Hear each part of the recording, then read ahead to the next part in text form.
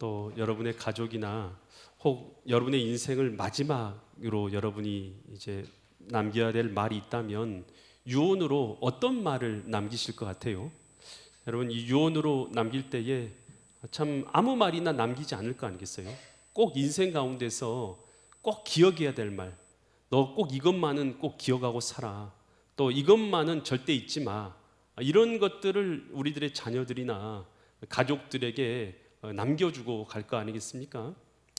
오늘 우리가 읽은 이 본문의 말씀, 이 바울이요, 밀레도라는 곳에서 예배소 곳에 있는 장로들과 지도자들을 불러다가 그곳에서 이 마지막 메시지, 마지막 설교를 그들에게 전파하는데요, 그들에게 꼭 절대 잊지 말아야 될 것, 꼭 그들이 평생 붙잡아야 될 것에 대해서 그들에게 말해주고 있는 것, 이것이 바로 오늘 이 본문의 말씀입니다. 과연 이 말씀을 통해서요, 하나님께서 이 시간도 우리에게 무엇을 깨닫게 하시고 또 무엇을 말씀하시는가, 나에게 주시는 하나님의 음성이 있는 은혜의 시간이 되시기를 간절히 축원드립니다. 사도행전 20장 17절부터 보면요, 바울이 이 밀레도에서 사람을 에베소에 보냈다. 그러니까 지금 바울은 이 밀레도라는 도시에 있어요. 근데 지금 바울은요, 이 예루살렘을 향해서 급히 가고 있어요. 급히 가고 있어서 다른 곳에 들릴 만한 시간이 없어요. 그래서 밀레도에서 에베소까지는 약 50km 정도 떨어져 있습니다. 사람을 아마 보낸 것 같아요. 그리고 그곳에서 예배소에서 있었던 이 장로들, 또 그리고 지도자들을 청합니다. 예배소는요, 바울에게 있어서는요, 정말 애정이 가는 곳이에요. 왜냐하면 바울은요, 그의 일생 가운데서 가장 오랜 시간 한 곳에 머물러서 복음을 전파했던 것이 바로 에베소입니다.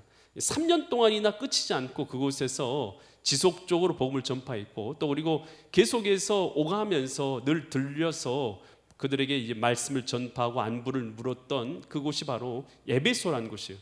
바울이 아마 사역한 곳 중에서 가장 바울이 관심을 가졌고 애정을 품었던 것이 바로 에베소라고 여겨지는데요, 바울은요, 이제 두 번 다시 에베소로 가지 못할 것을 바울은 이제 알게 되었어요. 바울은 이 성령의 깨달음, 그리고 또 이제는 전도 지역을 다른 곳으로 옮겨갈 것이고, 또 그리고 그는 그 나이가 벌써 60세가 넘는 고령이었어요. 그래서 그는 이제 다시는 에베소에 올 일이 없을 거라는 것을 그 스스로도 너무나 잘 알고 있었던 것이죠. 그래가지고 그를 그곳에 있는 에베소 사람들을 부른 것이에요. 장로들청에서 18절을 보니까 오매, 그들이 이제 장로들과 지도자들이 왔어요. 그들에게 말하되 아시아에 들어온 첫날부터, 그러니까 이제 에베소에 이제 아시아 지역에 복음 전파로 들어온 첫날부터 지금까지 내가 항상 여러분 가운데서 어떻게 행했는지를 여러분도 다 아는 바다. 그러니까 바울은요, 바울이 어떻게 신앙생활을 했는지, 바울이 어떻게 말씀을 전파했는지, 바울이 어떻게 행동했는지 이 에베소 지도자들과 거기 있는 사람들은 다 알았어요. 왜냐하면 삶을 통해서요, 다 증명되었기 때문에 어떻게 살았는지를 여러분도 다 안다 라고 이렇게 말하면서 어떻게 살았는지를 구체적으로 말해주고 있어요. 19절에서 곧 등이 접속사죠. 내가 어떻게 살았냐, 모든 뭘로 살았어요?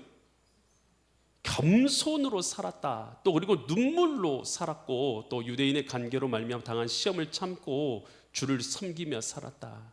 이 바울은요, 이 에베소를 섬기면서 모든 것을 이 겸손으로 삼았다, 겸손으로 섬겼다라고 이렇게 말하고 있는데요, 이 겸손이라는 단어가요, 이 타페이노프로시네라는 이 단어, 이것은 뭐냐면 노예들이 어떤 주인에게 갖는 자세, 이게 바로 이 단어예요. 이 겸손이라는 단어로 쓰인 단어가 노예가 주인의 앞에서 갖는 자세, 이 자세가 바로 오늘 여기 쓰여진 겸손이라는 자세예요. 여러분, 여러 종교 중에서요, 여러분 이런 자세를 덕목으로 삼는 그런 종교가 있는가요? 그런 종교가 없어요. 기독교 외에는 그런 종교가 없습니다. 여러분, 오늘 이 바울은요, 세상에서는 그건 약한 모습이잖아요. 노예로서의 자세를 갖는 것, 주인 앞에서 노예로서의 자세를 갖는 건 어떻게 보면은 약한 모습인 것이고 부끄러운 모습이고 연약한 모습 아닙니까? 여러분, 그것은 세상에서 잘난 사람들이 갖는 모습이 아니잖아요. 세상에서 잘난 사람은 어떻게 행동합니까? 예, 남을 부리죠. 일로 와봐, 이거 해봐, 저거 해봐, 부리잖아요. 여러분, 그런데 여러분, 교회에서도 그렇게 하냐는 것이에요. 여러분, 우리 교회에서도 그렇게 우리가 살아가는 게 옳으냐는 것이에요. 여러분, 신앙생활하는 것과 세상에서 살아가는 방식과 교회에서 살아가는 방식은 다르다라는 것이에요. 교회에서 덕목은 바로 예수님께서 겸손하신 것처럼 오늘 우리도요, 겸손의 자리로 나가는 것, 여러분, 이것이 바로 우리 신앙의 덕목인 줄 믿습니다. 세상은요, 지시하고 그리고 명령하고 다스리고 이렇게 행동하는 게 당연한 것이에요. 하지만 하나님 안에서는 어떻게 하는 것이냐? 겸손히 행하는 것.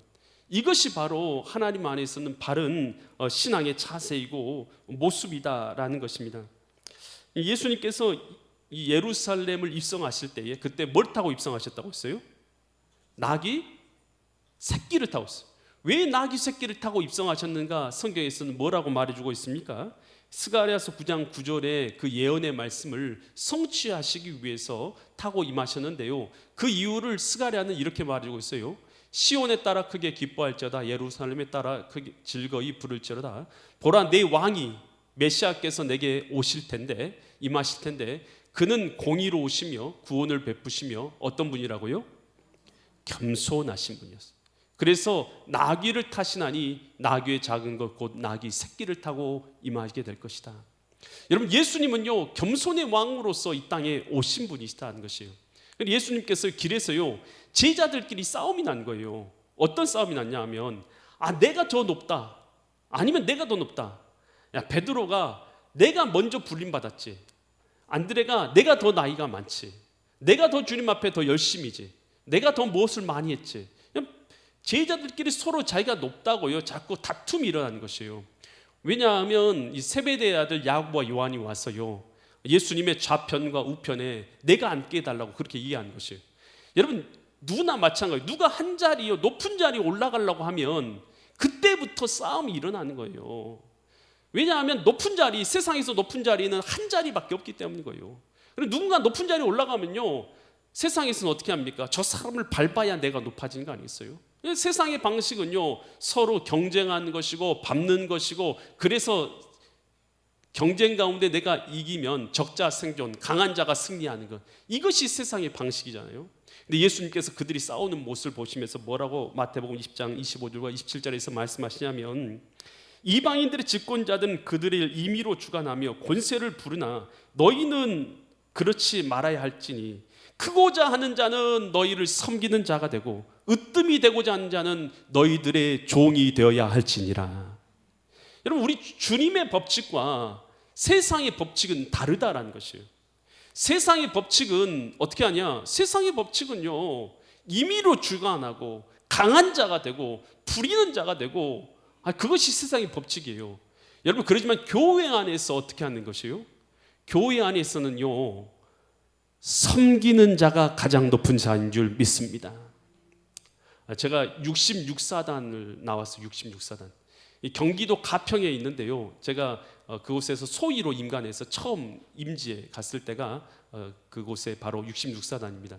그런데요, 저도 이제 크리스찬이었고 당시에도 신학을 하고 있어서 교회를 갔어요. 첫 부임하자마자 교회를 갔습니다. 그랬더니 교회 앞에요, 웬 할아버지가 한 명이요, 주보를 들고, 교회 크기도요 별로 크지도 않아요. 교회 크기도요 아주 작습니다. 그런데 주보를 들고 이렇게 나눠주면서요, 이쪽으로 가세요, 이쪽으로 가세요. 그래요. 제가 여러분 아시지만 소위는 그래도 장교 아닙니까? 장교잖아요. 장교니까 얼마나 목이 뻣뻣해요. 인사도 안 해요. 왜냐하면 병사하고 계급이 있잖아요, 군대에서. 그래서 병사들이 경례를 하면 충성하면은 이렇게 한단 말이에요. 그때는요, 가오가 몸을 지배하고 있는 거예요. 그래서 거기만 끄떡거리면서 가는 거예요. 근데 그 할아버지가 이렇게 주보를 주면서 이쪽으로 갔어요. 그러니까 하고 제가 이제 네 알고 이제 들어가는 거예요. 이제 들어갔는데 온 몸이 가오가 지배하고 있는 상태였어요. 그러니까 이제 그렇게 하고 앉아가지고 예배를 드리고 이제 나갔는데, 간부들은 따로 목사님이, 간부들은 따로 간부 식당으로 모입니다. 그런 것이요. 그래서 간부들이니까 나도 이제 간부니까 그렇지 하고 이제 간부 식당으로 딱 모여갔어요. 그랬더니 맨 가운데 할아버지, 그때 죽고 나왔던 할아버지가 가운데 딱 앉아 계시더라고요.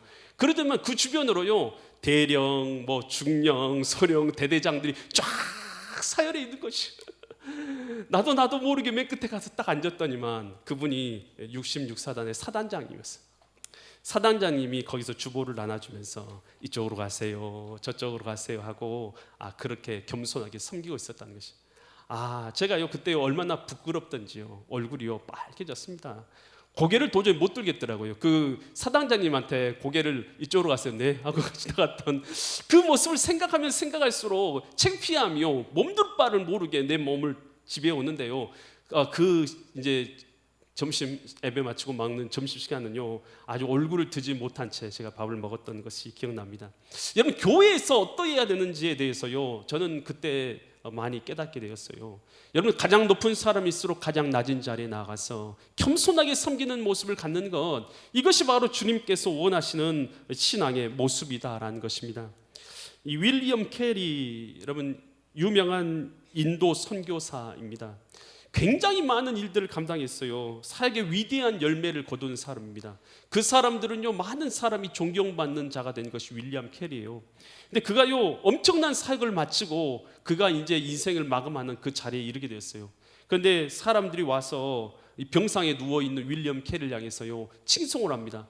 윌리엄 캐리가 얼마나 큰 일을 한 줄 아시냐고, 이런 일도 하고 저런 일도 하고 저런 일도 하고, 친구들이 와서 윌리엄 캐리를 막 그렇게 높이는 거예요. 그랬더니 윌리엄 캐리가 그런 거요, 너무 힘이 없는 상태예요. 병들어서 이제 마지막 여생을 보내고 있으니까요, 이렇게 부탁하는 거예요. 형제요, 내가 죽거든 윌리엄 캐리에 대해서는 아무 말도 하지 말아 주시고 오직 윌리엄 캐리의 구주 되신 예수 그리스도에 대해서만 말해주게. 나에 대해서는 일절 말하지 말고 예수님에 대해서만 말해 주십시오. 그리고 내 묘비명에도 불쌍하고 비참하고 무력한 벌레 같은 내가 주님의 온전한 팔에, 온유한 팔에 안깁니다 라고 써달라고 했던 것이. 여러분, 기독교적 우리 하나님 나라 안에서 하고 세상에서 하고 여러분 원리가 달라요. 세상에서는 원리는요 높아지는 거예요. 세상에서 원리는 강해지는 것이에요. 그래서 남을 지배하는 것이에요. 이게 세상의 원리예요. 기독교에서는요 어떻게 하는 것입니까? 기독교에서는요 낮아지는 것이에요. 낮아지는 것이 높아지는 것이고 섬기는 것이 높아지는, 기독교 원리하고 세상의 원리하고는 전혀 달라요. 마태복음 11장 29절에서 주님은 이렇게 말씀하고 계셔요. 마태복음 11장 29절에서 나의 마음이, 예수님의 마음은 온유하고 겸손하니 나의 멍에를 메고 내게 배우라. 멍에는 바로 온유와 겸손의 멍에입니다. 그리하면 너희 마음에 뭘 얻게 된다고요? 쉼을 얻는다. 여러분, 세상은요 다툼이에요. 계속해서 경쟁해서 이겨야 돼요. 1등만 성공하는 세상. 여러분, 거기서는요 마음의 쉼은 있을 수가 없어요. 왜냐하면 끝까지 싸워야 되고 끝까지 이겨야 되고 뭐든지 밟고 올라서야 되니까 여러분 그곳에서는 마음의 쉼이 있을 수 없어요. 여러분, 근데 주님 안에서는요 나의 마음을 배우라. 온유와 겸손, 낮아짐이에요. 주님의 마음은 낮아짐이에요. 그러니까 낮아지는 곳에는요 경쟁이 있을 수가 없어요. 여러분, 더 낮아지기 원하는 사람 여기 있으세요? 쉽지 않잖아요. 여러분, 누구보다 내가 더 낮아져야지, 여러분 그런 경쟁의 마음을 가지고 낮아지시려고 하는 사람 있으세요? 내가 저 사람보다 더 낮아져야지, 내가 저 사람보다 더 섬겨야지, 내가 더 낮은 자리에 처해야지. 여러분, 여기에 경쟁하는 사람 있어요? 없어요. 그렇기 때문에요 온유함으로 겸손함으로 나가는 자리에는요 그 마음에 뭐가 있냐면 쉼이 있다라고 성경에는 말해주고 있는 것이에요. 여러분, 오늘 우리가 주님, 이 바울이요 뭘 먼저 말하냐면, 야 너희들 에베소에서 너희들 지도자들이지, 너희들 섬길 때에 너희들 어떻게 섬겨야 되는 줄 알아?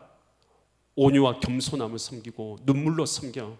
세상의 법칙하고는 하나님 나라는 다르니까 온유와 겸손의 자리로 나가라 라고 지금 바울이 말해준 거예요. 그러니까 바울에게 있어서 이 마지막 말 아니겠어요? 가장 필요한 말 아니겠어요? 여러분, 우리 교회 생활도 마찬가지예요. 오늘 우리가 어떤 직분을 받든지 어떤 일을 하든지 여러분 내가요 세상처럼, 세상에서 하는 것처럼 하려고 하면 여러분 그 주님의 영광을 드러낼 수가 없어요. 온유와 겸손으로 눈물로. 여러분, 이것이 바로 우리가 해야 될 일인 줄 믿습니다. 두 번째로요, 바울은요 사명자로서의 결단을 가지고 살아야 될 것에 말하는데요, 사도행전 20장 22절로 24절 말씀을 보겠습니다. 보라, 바울이 말하는 거, 이제 나는 뭐에 매였다고요? 성령에 매였다. 이 데오, 매이다라는 것은 쇠사슬이나 밧줄이나 이런 것으로 인해서 몸이 묶이다, 매이다 랄 때 쓰이는 것이 이 매이다라는 단어예요. 매다라는 단어예요. 근데 바울은 지금 어디에 매였냐면 하나님의 영인 성령의 그 스스로가 매인 게 된 것이에요.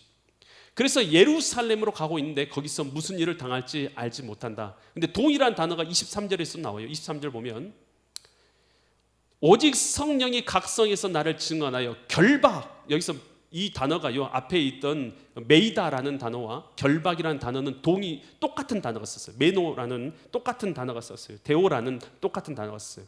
이게 뭐냐 하면 앞에 바울이요 성령에 매여 있기 때문에 세상에 매이지 않는다는 것이에요. 세상에 핍박이든 어려움이든 환난이든 근심이든 그를 매일 수가 있어요, 없어요? 없어요. 왜냐하면 그는 뭐에 매여 있었어요?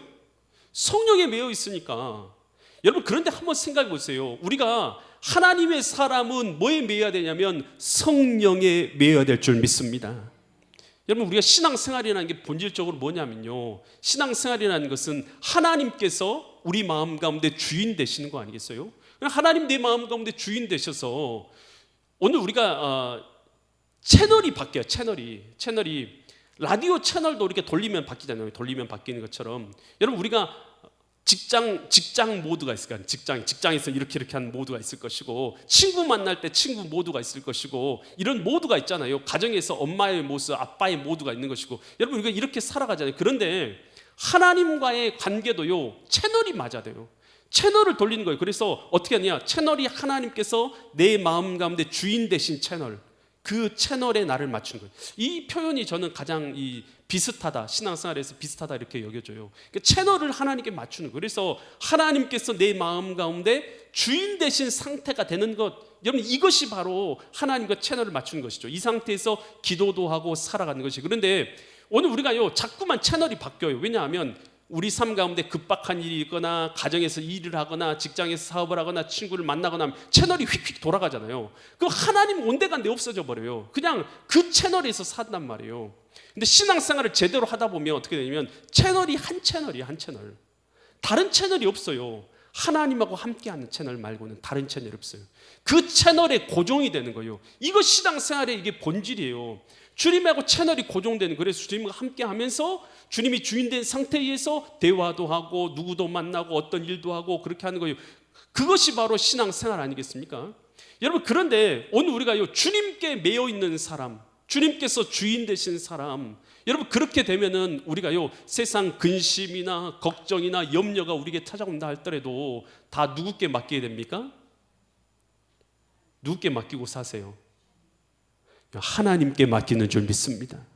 주님께 맡깁니다. 일이 어떻게 되든 하나님은 선하시고 하나님은 의로우시고 하나님 반드시 나를 선한 길로 인도하시는 나의 하나님인 것을 믿습니다라고 하나님께 다 맡겨버리잖아요.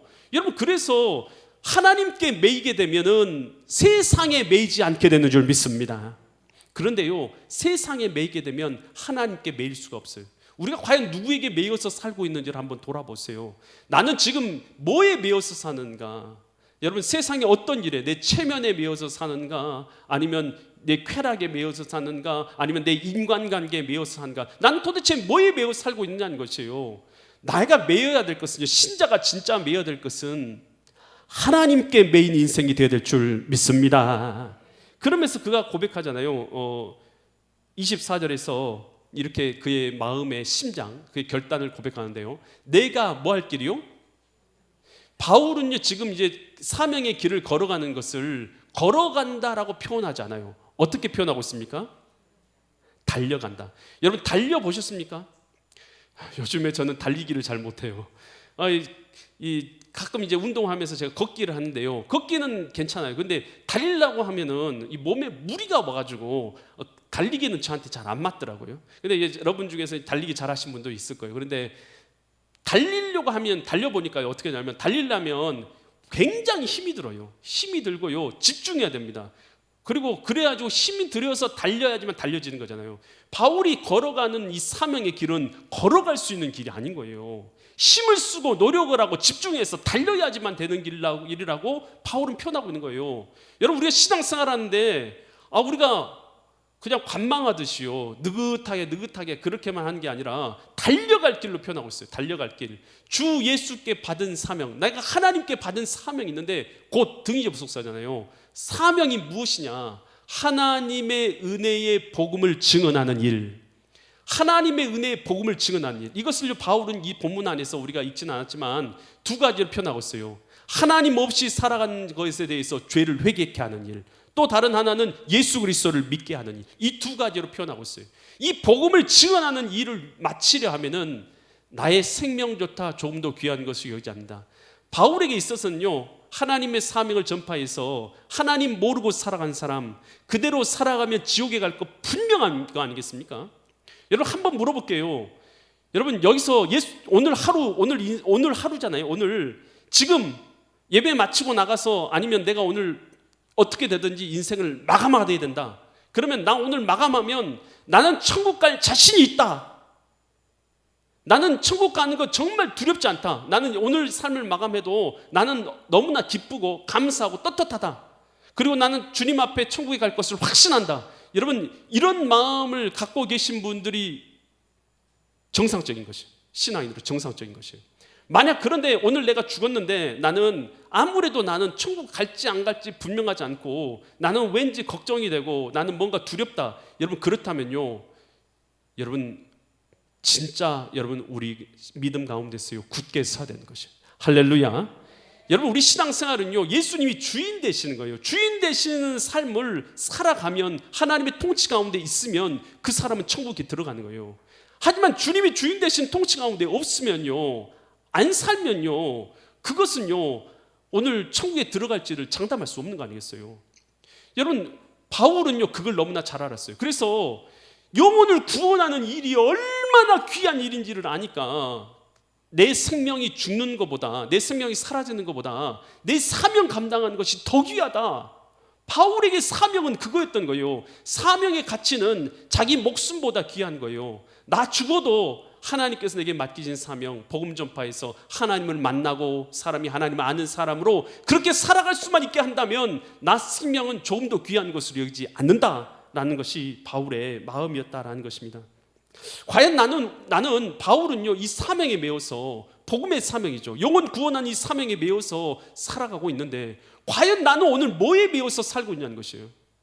여러분, 나는 과연 내 인생에 뭐에 매여서, 여러분, 내가 오늘 죽으면 내가 가지고 있는 물질이, 내가 가지고 있는 명예가, 내가 가지고 있는 인간관계가 여러분 나를 구원할 수 있을 것이라고 여기고 이 땅을 살아가고 있습니까? 여러분, 진짜 그것이 나의 영혼을 살릴 수 있는 길이라고 믿으면서 여러분 그것을 붙잡고 살아가고 있냐는 것이에요.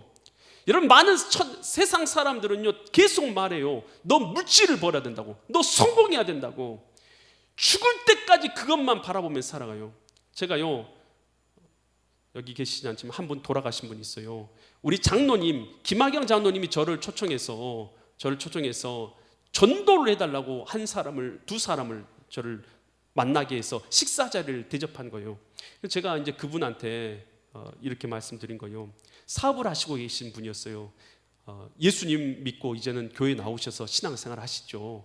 그분이 이제 70에 가까운 나이였어요. 그러니까 70에 가까운 나이니까 나이가 꽤 드셨잖아요. 그러니까 이제는 사업도 중요하지만 이제는 주님 안에서 생활하시라고 제가 그렇게 말씀드렸어요. 그러니까 그분이 LNG인가 LPG인가 그쪽 사업을 하고 계셨어요. 그러니까 그분이 하시는 말씀이 자기는 돈 좀 더 벌어야 되겠다는 것이에요. 인생이 지금 70이 되셨는데도 돈을 더 벌어야겠다는 거예요. 그래서 나는 돈을 좀 많이 벌어가지고 또 그렇게 여생 가운데서 떵떵거리며 살아야겠다, 그 말씀을 하시는 거예요. 아니, 나이가 70이 되셨으니까 돈을 그렇게 버는 것도 중요하시지만 자녀들도 다 잘 되지 않으셨느냐고. 이제는 자녀들한테 용돈 보내라고 말씀하시고, 또 그리고 자녀들이 준 용돈 받아서 사셔도 되니까 이제는 사업 그것에 너무 정신만 두지 마시고 하나님 앞에 돌아오라고 제가 그렇게 간곡하게 부탁을 드렸어요. 저도 이제 그것이 마지막일 줄은 몰랐어요. 하지만 간곡하게 부탁드렸습니다. 그런데요, 그러고 나서 몇 달 뒤에 제가 그분이 돌아가셨다는 얘기를 들었어요. 그냥 돌아가셨어요. 근데 너무나 안타까운 거예요. 제가 그때 내가 왜 조금만 더 강조해서 영혼을 강조해서 예수님 믿으라고 했으면 그 사람이 믿지 않았을까? 혹 그분이 돌이켜서 주님을 믿고 회개하고 돌이킬 수 있지 않았을까라는 그 마음이요 자꾸만 마음속에 남아가지고 한동안 제 마음에요 부담감이 가시지 않았어요. 물론 저는 그 당시에 최선을 다했다고 했지만 뒤돌아보니까 마음이 너무 안타까운 것이에요. 왜냐하면 그 순간 마지막 식사 자리였던 것이에요. 그분을 만나는 마지막 식사 자리. 여러분, 오늘 우리가요 영원히 살 것이라고 생각하면 다 사람들은 살아갑니다. 여러분, 그런데요 분명한 게 있어요. 하나님은요 시간을 정해놨어요. 저도 정해놨고요 여러분도 정해놨습니다. 때가 있어요. 여러분, 영원히 살 것 같지만 여러분 지금 60이면 한 80대면 돌아가신다고 생각하면 아주 가까운 거예요. 여러분 20년 별로 많이 안 남은 거 아니잖아요. 여러분, 그런데요 그렇게까지 딱 되는 게 아니라 병에 걸려서 돌아가실 수도 있고, 교통사고를 당할 수도 있고, 아니면 어떤 심장마비나 어떤 문제가 생겨서 돌아가실 수도 있고, 무슨 일이 일어날지 우리는 알지 못하잖아요.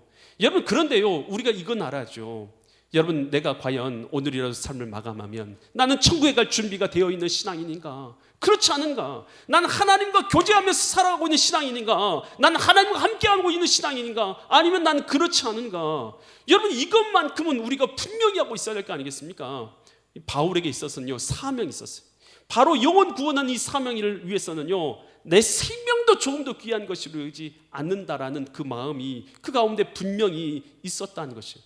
과연 나는 지금 이 시간 뭐에 매여서 살고 있냐는 것이에요. 내가 메고 있는 건 여전히 눈앞에 있는 죽을 때까지 돈만 버는 돈만 보면서 살아가는 인생인가? 아니면 쾌락만 쫓아서 살아가는 인생인가? 아니면 과연 나는 내게 하나님이 주신 사명이 있어서 사명을 바라보며 살아가는 사람인가라는 것이에요. 여러분, 신앙인 중에서 두 가지 부류가 있습니다. 한 사람은 사명을 아는 사람, 한 사람은 사명을 모르는 사람. 교회 와서 신앙생활을 아무리 오래 해도요 사명을 모르는 사람은 항상 기도하는 게 정해졌어요. 무슨 기도냐? 하나님, 나 잘 되게 해주세요. 나 돈 많이 벌게 해주세요. 나 병 안 걸리게 해주세요. 나 병 고쳐주세요. 나 좋은 거 주세요. 나 잘 되게 해주세요. 다 내 거 해주세요. 빨리 내 문제 해결해 주세요. 기도할 때마다 사명을 모르기 때문에 항상 이 기도에서 벗어나지 못해요. 이 기도가 잘못됐다라는 것은 아닙니다. 이것도 꼭 필요한 기도입니다. 하지만요 사명을 아는 사람이 있어요. 사명을 아는 것은요 영혼 구원의 사명을 아는 것입니다. 그 사람의 기도는 다릅니다. 그 사람의 기도는요 하나님 나라가 이루어지게 하여 주옵소서. 예수님을 믿게 해주세요. 영혼이 구원받게 해주세요. 저 가정, 저 누구 자기 기도가 별로 없어요. 누구가 구원받게 해주세요. 누구 가정 어려운 문제 가운데 주님 역사하셔서 그 가정 가운데 하나님이 함께 하심을 알게 해주세요. 기도가요 방향이 아예 달라집니다. 그래서요 교회에서는요 사명을 아는 사람과 사명을 모르는 사람이 이 결정이 된다는 것이에요. 여러분, 그러면 나는 사명을 감당하려면 나는 목사님이 돼야 되는가? 아니면 선교사가 돼야 되는가? 이런 질문을 하신 분들이 있어요. 여러분, 우리가 다 선교사나 다 목사님이 돼야지만 사명을 감당할 수 있는 것은 아니에요. 미국의 리젠트 칼리지에서 실천신학, 평신도신학, 생활 영성을 가르치고 있는 폴 스티븐스 교수님이 계십니다. 그분에게 이제 한 분이 이렇게 질문했어요. 교수님, 우리는 거룩한 삶을 살려면 어떻게 해야 됩니까? 목사님이나 선교사님이 되어야 합니까? 라고 질문한 것이에요. 우리도 사명 감당하려면 다 목사님 돼야 됩니까? 이 질문한 것이죠. 그랬더니 이렇게 답변했어요. 직장인이라면 회사를 열심히 해서 일하고, 주부라면 가족을 위해서 식사를 맛있게 준비하고, 예술가라면 작품을 열심히 만들고, 자동차 공장에서 일한다면 부품을 열심히 조립하십시오.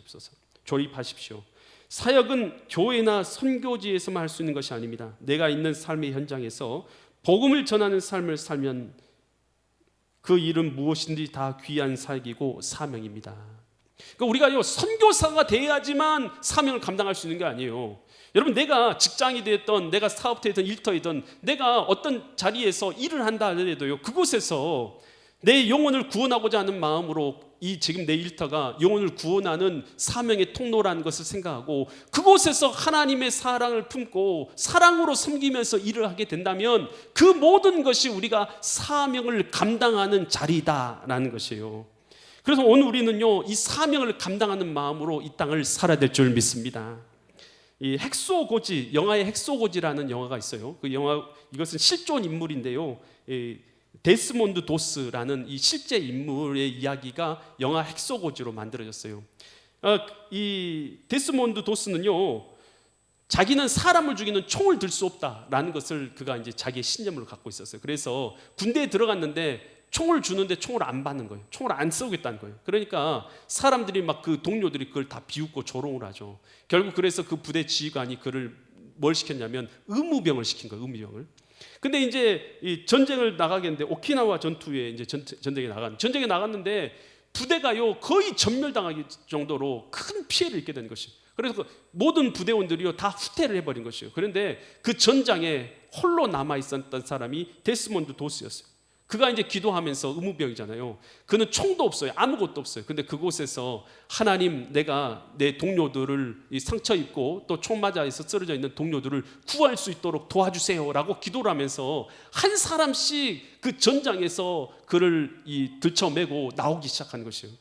그래서 전장에서 들쳐매고 나와서 안전한 곳으로 데려놓고 다시 전장으로 돌아가서 데려오기를, 총알이 빗발치고 폭탄이 떨어지고 사람들이 죽어가는 그 환경 가운데서 그것을 계속 반복하는데, 그래서 그가 맨손으로 건져낸 사람이 75명. 전쟁에서 다시는 돌아오고 싶지 않아서 다른 사람들은 다 후퇴해서 안전한 곳으로 도망갔는데 그 전쟁에 다시 돌아가면서 눈물로 기도하면서 주님, 한 명만 더 구하게 해주십시오. 이게 그의 사명인 것이죠. 그의 마음을 가지고 가서 그 사람들을 건져오게 된 것이죠. 여러분, 이 데스몬드 도스도 이런 사명이 있었잖아요. 여러분, 우리 신자도요, 하나님을 알고 나면요, 이런 사명이 우리 가운데 생기는 줄 믿습니다. 나를 통해서 한 영혼이라도 하나님 구원하게 도와주십시오. 한 영혼이라도 더 구원하게 도와주십시오. 진짜 예수님을 믿는 사람으로 한 영혼이라도 내가 더 세워내게 하시고 살려내는 역사가 나를 통해서 일어나게 해 주옵소서라는 사명이 우리 가운데 생기게 되는 줄 믿습니다. 그래서 바울은요, 이 에베소 교인들한테 이 사명을 가지라라고 말한 것이죠. 오늘 이제 에베소 사도행전 20장 25절 27절 보고 말씀을 마칠게요.